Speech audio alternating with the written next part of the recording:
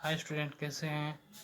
इससे पहले वीडियो में हमने आपका डीजल इंजन पावर प्लांट के बारे में डिस्कस करना शुरू किया था, जिसके अंतर्गत हमने डीजल इंजन के एडवांटेज तथा डिसएडवांटेज के बारे में डिस्कस किया।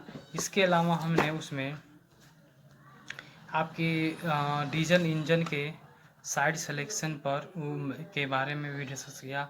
जब भी हम डीजल इंजन पावर प्लांट कहीं भी हम लगाते हैं तो उनमें किन बातों का निर्भर करता है, वो उसके बारे में डिस्कस किया। इसके अलावा आपका हीट इंजन आपके बारे में डिस्कस किया, हीट इंजन क्या होता है। ठीक है, तो ये रहा आपका मेन जो लास्ट जो टॉपिक था जिससे पहले वीडियो में, वो था आपका हीट इंजन। तो हीट इंजन के बारे में डिस्कस किया, हीट इंजन होता क्या है। ठीक है, ये रहा आपका हीट इंजन के बारे में। तो इसके बाद हमने देखा कि जो हीट इंजन होता है वो दो तरह के होता है। एक इंटरनल कंबशन इंजन होता है, एक्सटर्नल कंबशन इंजन होता है। नाम से ही स्पष्ट है, इंटरनल कंबशन है तो मतलब ये होगा कि जो भी फ्यूल होगा, जो फ्यूल का कंबशन होगा, जो ईंधन का जो दहन होगा वो सिलेंडर के अंदर ही होगा। ठीक है, जैसे पेट्रोल इंजन होता है, डीजल इंजन होता है, गैस इंजन, ये हमेशा आपके सिलेंडर के अंदर ही होता है। एक्सटर्नल कंबशन इंजन के अंतर्गत ये होगा कि उसका जो ईंधन का दहन होगा वो आपका सिलेंडर के बाहर होगा, जिससे स्टीम टरबाइन होता है, स्टीम इंजन होता है। तो ये तो आप जानते हैं, स्टीम इंजन में जो दहन होता है वो बाहर ही होता है, क्योंकि उसका फर्नेस आपका बाहर ही होता है। जब वो हीट एनर्जी जनरेट करता है तो हीट एनर्जी से द्वारा जो आपका बॉयलर सेल होता है, बॉयलर सेल में जो पानी होती है वो स्टीम एनर्जी में कन्वर्ट हो जाती है। ठीक है, ये रहा आपका। इस तरह हमें हीट इंजन के बारे में दो तरह डिस्कस करने के बाद जो लास्ट मोमेंट पे जो हमने टॉपिक जो शुरू किया था तो वो था आपका main part of IC engine. ये आपका मतलब पहले भी कहा था, ये आपका इम्पोर्टेंट टॉपिक है। इसके अंतर्गत देखिए आप क्या इसमें कि आपका जो हीट इंजन, जो आपका main part of IC engine है, उसके अंतर्गत हम आपके देखिए सिलेंडर आपका होता है। उसमें पहला पार्ट है आपका सिलेंडर होता है, दूसरा आपका सिलेंडर हेड होता है, उसके बाद वाल्व तथा स्प्रिंग होती है, उसके बाद इंजेक्टर होता है जिसे हम फ्यूल इंजेक्ट के नाम से जानते हैं। उसके पांचवा आपका पिस्टन होता है, छठा आपका पिस्टन रिंग होता है। इसके अलावा जो पिस्टन होता है आपका दो प्रकार के होते हैं, कंप्रेसर रिंग होता है, ऑयल रिंग होता है। ठीक है, तो ये रहा आपके main part of IC engine के बारे में। हम एक एक करके बारे में डिस्कस करना है। तो जैसे मान लिया अभी हम इसके बारे में डिस्कस करें मेन पार्ट के बारे में, तो सबसे पहले क्या है आपका सिलेंडर है। तो सिलेंडर आप जानते हैं क्या है कि आपका एक स्टील का होता है, इस्पात का बना होता है, जिसमें हम ईंधन को, जैसे पेट्रोलियम ईंधन होगा तो उसमें पेट्रोल का ईंधन मतलब ईंधन का दहन किया जाता है, जिससे वो अत्यधिक मात्रा में ऊष्मा तथा आपका ऊष्मा निकलता है। इसके अलावा सिलेंडर है तो हेड होता है, तो सिलेंडर के ऊपरी सिरे को हम सिलेंडर हेड कहते हैं। वाल्व तथा स्प्रिंग होती है, वाल्व तथा स्प्रिंग ये होती है जो सिलेंडर हेड होता है, सिलेंडर हेड उसकी आउटपुट सिरे पे, जैसे मान लीजिए सिलेंडर है तो इसके आउटपुट जो सिरा होता है यहीं पे वाल्व लगा रहता है, जहाँ से जो आपकी गैसेस होती हैं वो उसी या स्ट्रीम हुआ या गैसेस हुई उसी रास्ते से आपकी गुजरती है। उस सिलेंडर तो वाल्व तथा स्प्रिंग की सहायता से वो बंद रहती है। इसके बाद इंजेक्टर है। इंजेक्टर क्या होता है, इंजेक्टर एक जगह है उसमें आईसी इंजन में ही है जहाँ से हम फ्यूल को इंजेक्ट करते हैं, मतलब फ्यूल भरने का कार्य करते हैं। इसके बाद जो पांचवा इसमें आता है वो आपका है पिस्टन। पिस्टन क्या है, देखिए पिस्टन तो आप जानते ही हैं, पिस्टन एक ऐसा यंत्र है जो आपके सिलेंडर में दाब उत्पन्न करने का काम करता है। लो प्रेशर दाब या हाई प्रेशर दाब उत्पन्न करने का काम कौन कौन करता है, आपका पिस्टन करता है। तो ठीक है, तो पिस्टन का कार्य है मेन आपका। तो चलिए इसमें देखते हैं। इसके अलावा जो आपका पिस्टन रिंग है, जो पिस्टन रिंग है आपका दो प्रकार का होता है। वो पहला आपका है कंप्रेशन रिंग होता है, दूसरा आपका ऑयल रिंग होता है। देखिए कंप्रेसर रिंग क्या क्या मीनिंग है। कंप्रेसर रिंग पिस्टन पर सबसे टॉप की ओर लगा होता है, जैसे सबसे टॉप की ओर ऊपर की ओर लगा होता है, जिसका कार्य कंप्रेशन के दौरान एयर लीकेज को रोकना है। ठीक है, तो क्या उसका सबसे पहला काम यही है कि वो पिस्टन के जो पिस्टन मान लिया ऐसे इस तरह से पिस्टन है, ठीक है, वो सबसे ऊपर लगा रहता है। ठीक है, रिंग लगा रहता है, जिसका कार्य होता है कंप्रेशन के दौरान, जब उसका संपीड़न हो रहा है तो एयर लीकेज को रोकना होता है, ताकि वहाँ से एयर आपका लीकेज न हो सके। ठीक है, ये रहा। दूसरा आपका होता है आपका ऑयल रिंग। तो ऑयल रिंग देखिए क्या होता है, यह पिस्टन पर सबसे नीचे की ओर लगा होता है। ठीक है, जो इसकी पोजीशन होती है वो पिस्टन के सबसे नीचे की ओर लगा रहता है। ठीक है, नीचे लगा रहता है। इसका काम है कि इसका काम कंप्रेशन के दौरान लुब्रिकेशन या कूलिंग कूलिंग का कार्य करता है। कौन सा? Oil ring. तो ऑयल रिंग का काम क्या है कि आपका कंप्रेशन के दौरान आपके कूलिंग का कार्य करता है। ठीक है, इसके बाद सातवां जो है आपका है वो है कनेक्टेड रॉड। कनेक्टेड रॉड क्या क्या देखिए, वर्क। ठीक है, आपका है वर्क है। आप कनेक्टेड रॉड है आपका, ये इसका पहले सॉरी सातवां पे नंबर पे आपका कनेक्टेड रॉड है। कनेक्टेड रॉड का क्या मीनिंग है देखिए। कनेक्टेड रॉड का कार्य पिस्टन पिस्टन पर बल पिस्टन पर लगने वाले बल को क्रैंक तक पहुंचाना है। कनेक्टेड रॉड का क्या क्या कार्य है कि वो पिस्टन पर लगने वाले बल को, पिस्टन पे जो बल लग रहा है, जैसे मान लिया ये पिस्टन है, इसमें जो बल लगा रहे हैं, इसका काम है कि वो क्रैंक तक पहुंचाना। जब इसका फिगर बनाएंगे नेक्स्ट वीडियो में, तो उसमें आप देखिएगा कई तरह है, तो उसका काम यही है आपका बेसिकली। इसका कनेक्टेड रॉड का काम ये है कि पिस्टन पर लगने वाले बल को क्रैंक तक पहुंचाना। ठीक है, इसके अलावा आपका गॉगन पिन। गॉगन पिन क्या है? तो गॉगन पिन का काम क्या है कि अब पिस्टन पिस्टन ये आपका जो पिस्टन है, पिस्टन तथा कनेक्टेड रॉड को जोड़ने के लिए हम आपका गॉगन पिन का प्रयोग करते हैं। तो ये क्या करता है, connection between piston and connected rod. Piston तथा कनेक्टेड रोड मतलब रॉड को जोड़ने का कार्य करता है कौन सा? आपका गॉगन पिन। इसके बाद जो नेक्स्ट है वो है आपका इसमें क्रैंक पिन। क्रैंक पिन, तो क्रैंक पिन का कार्य क्या है देखिए। क्रैंक पिन का कार्य है कनेक्टिंग रॉड तथा क्रैंक को जोड़ने के लिए किया जाता है। तो इससे पहले आपका क्रैंक पिन से पहले आपका एक और टॉपिक है, पहले इसको देख लेते हैं तो और चीज़ें समझ में आ जाएगी। तो वो है इसमें आपका, वो है क्रैंक। क्रैंक क्या है, अभी तक हमने डिस्कस किया क्रैंक के बारे में। तो क्रैंक का कार्य बिल्कुल, उसका काम ये है कि पिस्टन के रिसिप्रोकेटिंग मोशन को, आपका क्रैंक का काम है पिस्टन मतलब आपके पिस्टन के रिसिप्रोकेटिंग मोशन को रोटेशनल मोशन में कन्वर्ट करना। ठीक है, इसका काम यही है आपका। क्रैंक का काम यही है कि वो पिस्टन के मतलब पिस्टन के रिसिप्रोकेटिंग मोशन को रोटेशनल मोशन में कन्वर्ट करना। इसका काम है आपका क्रैंक का।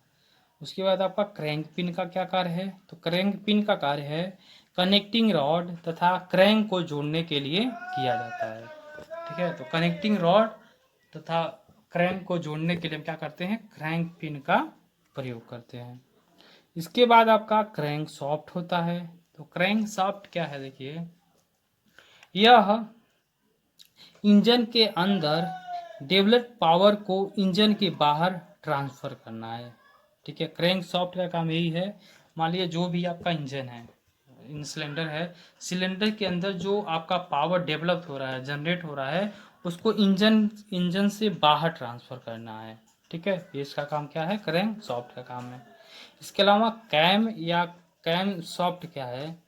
कैम सॉफ्ट का काम है आपका, कैम सॉफ्ट का हम प्रयोग इनलेट वाल्व तथा आउटलेट वाल्व को समय समय पर ओपन तथा क्लोज करना है। कैम तथा कैम सॉफ्ट का कार्य क्या है कि इनलेट वाल्व तथा आउटलेट वाल्व को समय समय पर ओपन तथा क्लोज करने का कार्य है आपका कैम तथा कैम सॉफ्ट का। इसके बाद है गवर्नर।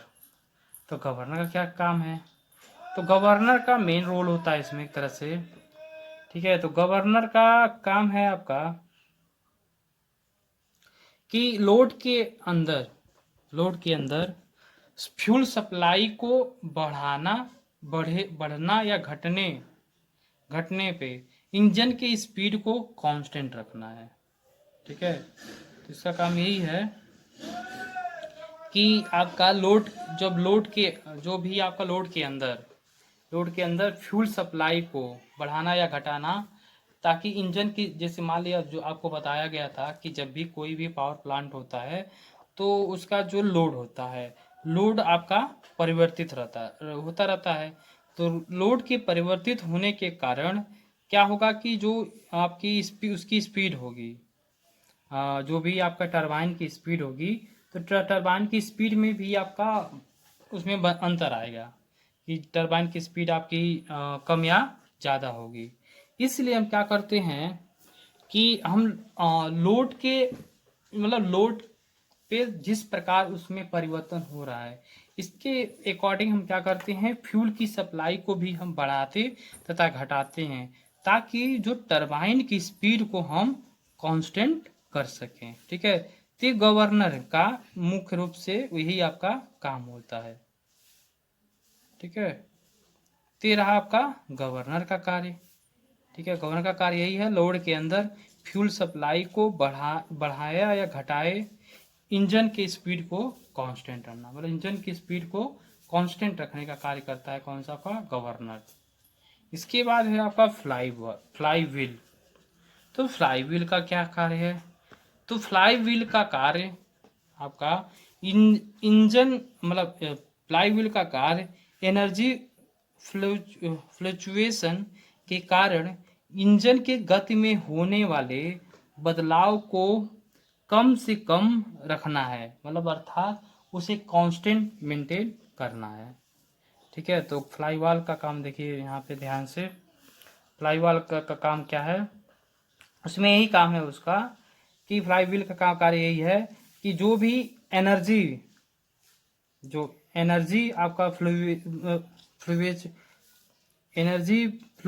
फ्लक्चुएशन के कारण, मतलब आपके इंजन के गति में होने वाले बदलाव को कम से कम रखना, अर्थात उसे कांस्टेंट रखने का कार्य करता है फ्लाई व्हील।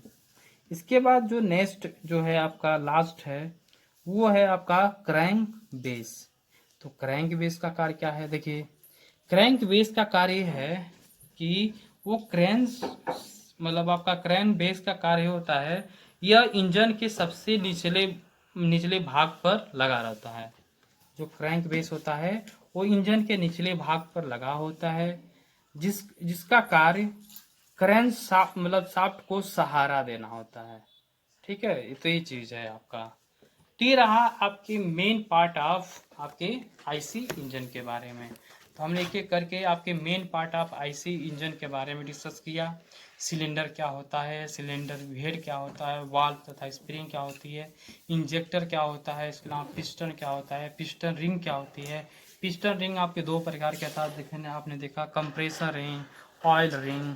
उसके बाद आपका कनेक्टेड रॉड होता है, उसके बाद गॉगन पिन होता है, क्रैंक होता है, क्रैंक पिन होता था, क्रैंक सॉफ्ट है, उसके बाद कैम सॉफ्ट था, गवर्नर था, फ्लाई व्हील आपका फ्लाई व्हील था, उसके बाद लास्ट में आपका क्रैंक बेस था, ठीक है। तो ये रहा आपके main part of IC engine, ठीक है। तो इसके बारे में ज़्यादा नहीं, बस ये रहा। इसके बाद जो नेक्स्ट टॉपिक है आपका इसमें, वो है important terms use in IC engine. IC engine में हम कुछ इम्पोर्टेंट टर्म होते हैं, शब्द होते हैं, उनके बारे में हम डिस्कस करेंगे। पहला है आपका स्ट्रोक। तो स्ट्रोक क्या है, देखिए स्ट्रोक क्या है बता दें आपको। पिस्टन द्वारा, पहले बता देते हैं, उसके बाद आपको लिख देंगे यहीं पे। तो देखिए क्या है स्ट्रोक क्या है, पिस्टन द्वारा टीडीसी तथा आपका बीडीसी के चली गई दूरी को ही हम स्ट्रोक कहते हैं, ठीक है। पिस्टन द्वारा टीडीसी तथा बीडीसी के द्वारा चली गई दूरी को ही हम स्ट्रोक कहते हैं। ठीक है, चलिए इस पे पहले लिख लेते हैं, इसके बारे में और चीज़ें बताते हैं। पहले लिखते हैं, देखिए पिस्टन द्वारा टीडीसी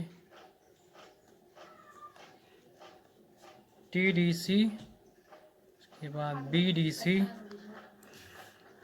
के बीच चली गई दूरी को हम को ही स्ट्रोक कहते हैं।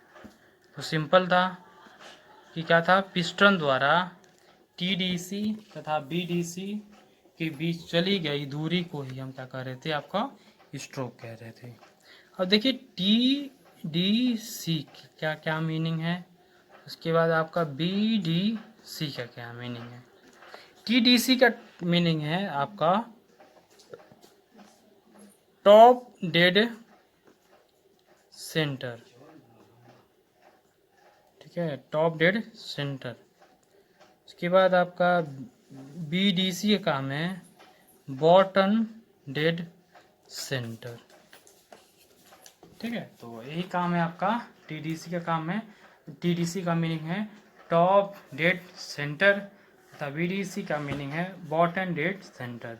तो वही है स्ट्रोक में डिफिनेशन में यही है कि आपका पिस्टन द्वारा टीडीसी तथा एवं बीडीसी के बीच चली गई दूरी को ही हम स्ट्रोक कहते हैं। इसके बाद नेक्स्ट आप इसमें है आपका दूसरा है आपका क्लियरेंस वॉल्यूम।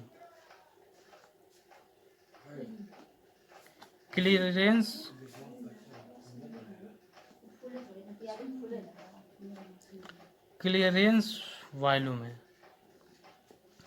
इसमें देखिए क्या है क्लियरेंस वॉल्यूम। इसमें देखिए आपका है आईसी इंजन में सिलेंडर हेड से नीचे तथा पिस्टन के टीडीसी के ऊपर के आयतन को हम क्लियरेंस वॉल्यूम कहते हैं। तो इसके बारे में पहले फिगर बना दूं तब आपको समझाएं तो ज़्यादा कुछ समझ में आ जाएगा। देखिए पिस्टन के बारे में दिखा रहा हूँ फिगर।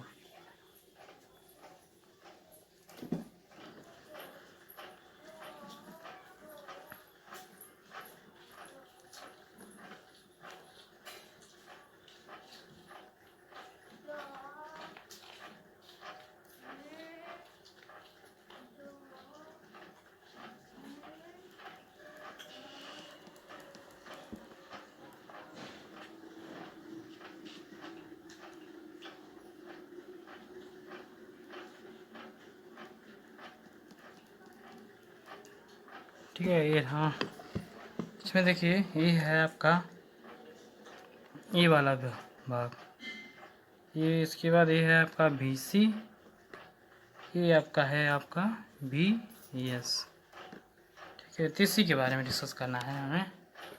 तो यही जो आपको बता रहा हूँ क्लियरेंस वॉल्यूम। तो क्लियरेंस वॉल्यूम के बारे में चलिए पहले लिख लेता हूँ मैं। आईसी इंजन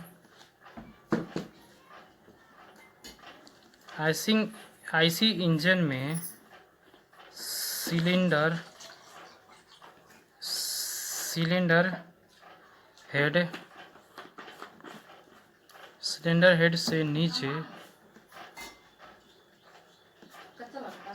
हेड से नीचे तथा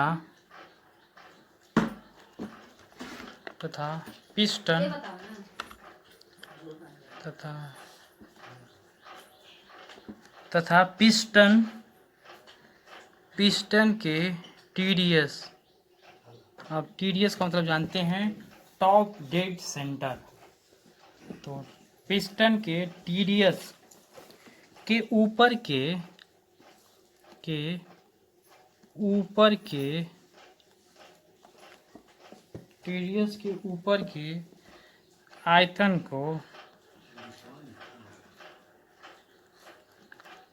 को क्लियरेंस वॉल्यूम कहते हैं। इसे हम VC से प्रदर्शित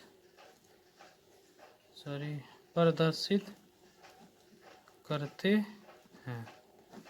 ठीक है, देखिए क्लियरेंस वॉल्यूम क्या है, आईसी इंजन के सिलेंडर हेड, यहाँ पर ऊपर देख लीजिए, देखिए आईसी इंजन में, जो आईसी इंजन है उसमें सिलेंडर, ये माना ये सिलेंडर है, सिलेंडर हेड से नीचे, ये सिलेंडर हेड है इसका, तो इसके नीचे तथा पिस्टन, ये आपका पिस्टन है, ठीक है, पिस्टन के टीडीएस के ऊपर, टीडीएस मतलब टॉप हेड सेंटर, ये टॉप हेड सेंटर है, बॉटम हेड सेंटर है, तो उसी के देखिए जो स्ट्रोक था ये था, ये था, इनके बीच की दूरी को हम क्या बोलते हैं, आपका स्ट्रोक बोल रहे थे। लेकिन इसमें कहा क्लियरेंस वॉल्यूम ते था, ये आईसी इंजन में सिलेंडर हेड था, इस सिलेंडर हेड से नीचे तथा आपका पिस्टन के टीडीएस के ऊपर के आयतन को हम क्लियरेंस वॉल्यूम कहते थे, इसको हम VC से प्रदर्शित करते रहते हैं। तो ये जो पूरा भाग है, ये पूरा आपका पोर्शन, यही आपका टीडीएस कहलाता, आपका क्लियरेंस वॉल्यूम कहलाता है। ठीक है, इसके बाद नेक्स्ट जो आपका है, वो तीसरा जो पॉइंट है वो है आपका स्वेप्ट वॉल्यूम।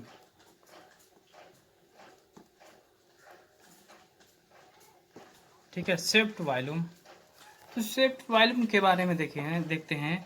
तो इससे पहले आप सुनिए इसको, स्वेप्ट वॉल्यूम होता क्या है। तो इसमें क्या है कि BDC, अब BDC का मीनिंग जानते हैं, बॉटम हेड सेंटर होता है। BDC और TDC के बीच के आयतन को हम स्वेप्ट वॉल्यूम कहते हैं, इसे VS द्वारा प्रदर्शित किया जाता है। ठीक है, आप ये सिंपल जानते हैं, देखिए क्या है, ये आपका है आपका TDC, ये आपका है आपका BDC, तो इनके बीच का जो वॉल्यूम होगा वो आपका स्वेप्ट वॉल्यूम होगा, तथा ये पिस्टन, ये जो आपका पिस्टन है, इसके द्वारा जो चली गई दूरी होगी इनके बीच में, TDS तथा BCD के बीच में जो भी दूरी चली गई होती है उसे हम स्ट्रोक कहेंगे। सिंपल चीज था, इसको लिख लेते हैं, इसको भी आसानी से आप समझ गए होंगे। BDC का फुल फॉर्म बता भी दिया हूँ, BCD और आपका TDC के बीच के वॉल्यूम को हम स्वेप्ट वॉल्यूम कहते हैं। इसे VS द्वारा प्रदर्शित करते हैं, इसे VS द्वारा प्रदर्शित करते हैं। तो देखिए क्या था वो आपका BDC तथा TDC के बीच के वॉल्यूम को हम स्वेप्ट वॉल्यूम कहते हैं।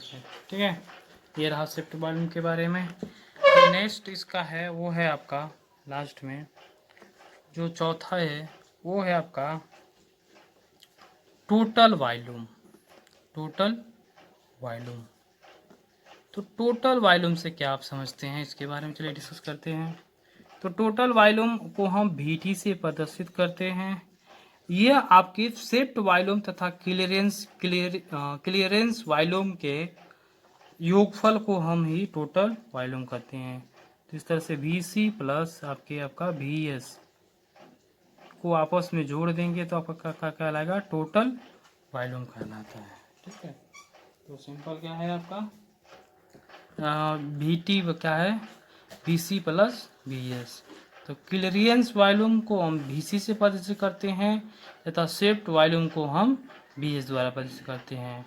क्लियरेंस वॉल्यूम तथा शेप्ड वॉल्यूम के योगफल को हम टोटल वॉल्यूम कहते हैं। ठीक है, ये रहा। पांचवा है आपका वो है आपका कंप्रेशन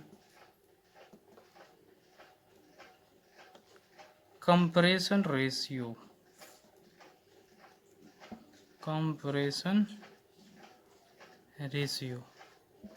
ठीक है, कंप्रेशन रेशियो है। देखिए जो RC होता है, RC बराबर होता है, इसी का RC रेशियो कहते हैं। देखिए टोटल वॉल्यूम तथा क्लियरेंस वॉल्यूम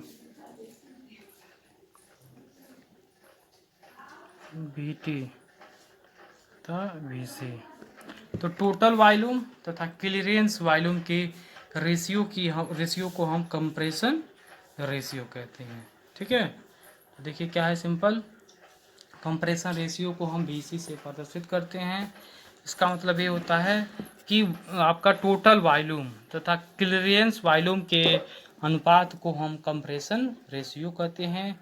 इसको देखो टोटल वॉल्यूम को VT द्वारा प्रदर्शित करते हैं, तो फिर क्लियरेंस वॉल्यूम को VC द्वारा प्रदर्शित किया जाता है। ये आपका स्मॉल RC होता है, कंप्रेशन रेशियो। देखिए स्मॉल RC को हम VT के द्वारा हम देखिए VC प्लस VS बटे आपका VC था। इसको हम क्या कर सकते हैं, इसको नीचे ला दीजिए, तो VC प्लस VS अपान VC हो जाएगा। तो VC से VC कट जाएगा, तो 1 प्लस VS अपान VC, इसका एक और आपका फार्मूला आ जाएगा। तो कंप्रेशन रेशियो बराबर हो जाएगा 1 प्लस क्लियरेंस शिफ्ट वॉल्यूम बटे आपका क्लियरेंस वॉल्यूम हो जाएगा। ठीक है, देखिए कंप्रेशन रेशियो थोड़ा कुछ और बता दिया जाए इसमें। नोट्स वाली जो बातें हैं, नोट लिख दीजिएगा। नोट ये आपके कंपटीशन एग्जाम में ज़्यादातर महत्वपूर्ण होते हैं। तो उसमें आपका जो डीजल इंजन के लिए कंप्रेशन रेशियो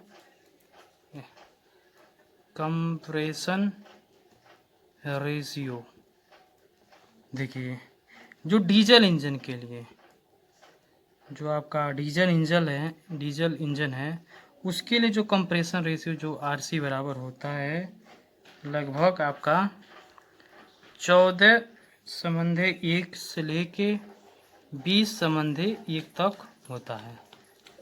ठीक है, मतलब 14/1 से लेके आपका 20/1 तक होता है।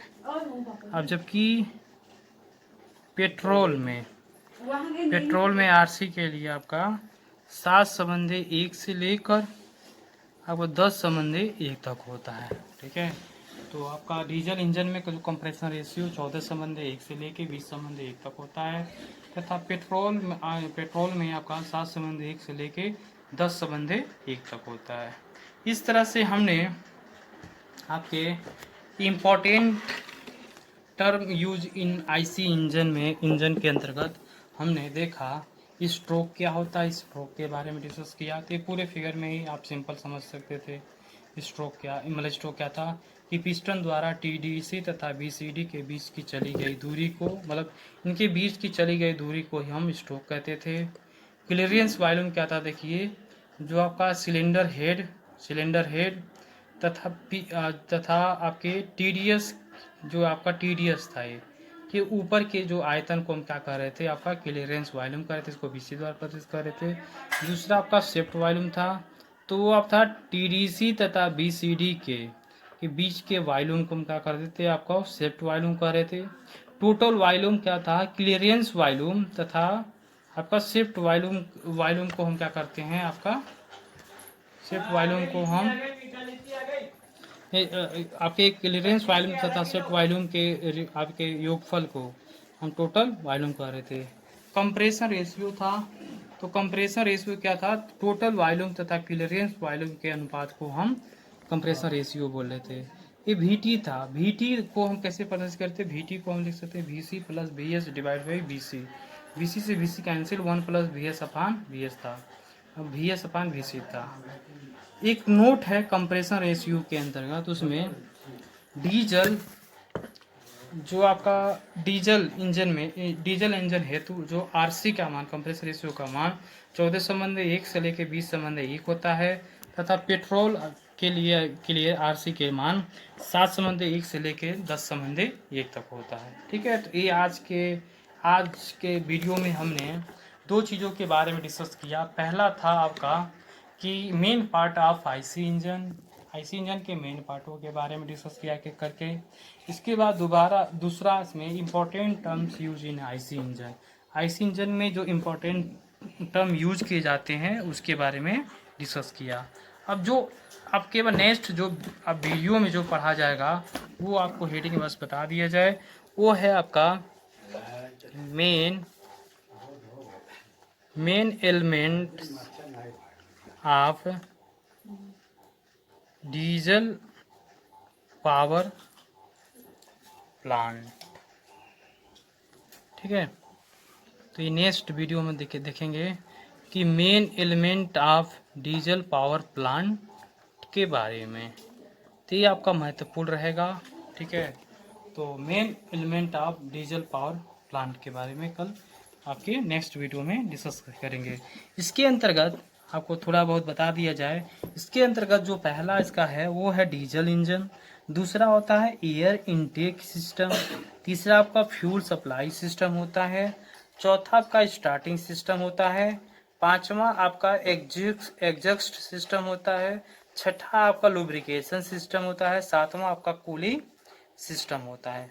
तो हम एक एक करके इसके बारे में डिस्कस करेंगे कि डीजल इंजन क्या है, एयर इनटेक सिस्टम क्या है, फ्यूल सप्लाई सिस्टम क्या है, इसके अलावा स्टार्टिंग सिस्टम क्या है, एग्जॉस्ट सिस्टम क्या है, लुब्रिकेशन सिस्टम क्या है, उसके अलावा आपका कूलिंग सिस्टम क्या है। इसके बारे में हम नेक्स्ट वीडियो में डिस्कस करेंगे। तो आज के लिए बस इतना ही। Thank you.